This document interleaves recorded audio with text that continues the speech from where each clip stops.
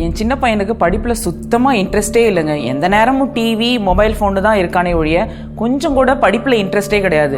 Saturday சண்டேஸ்லாம் ரொம்ப ஜாலியாக இருப்பான். ஆனால் பார்த்தீங்கன்னா மண்டே வந்துச்சுன்னா லைக் சண்டே ஈவினிங் வந்தாலே அவன் ஒரு மாதிரி ஆயிடுவான்.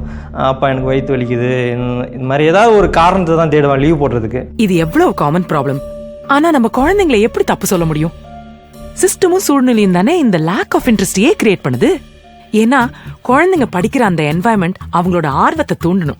விடாமுயற்சி, தன்னம்பிக்கைன்னு நமக்கு வாழ்க்கைக்கு தேவையான விஷயங்களை கத்து கொடுக்கணும்.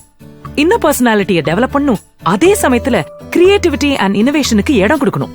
இதெல்லாம் பண்ற சிஸ்டம் தான் உலகத்திலேயே பெஸ்ட்னு பேர் எடுத்த பின்லாந்து நாட்டு எஜுகேஷன் சிஸ்டம்.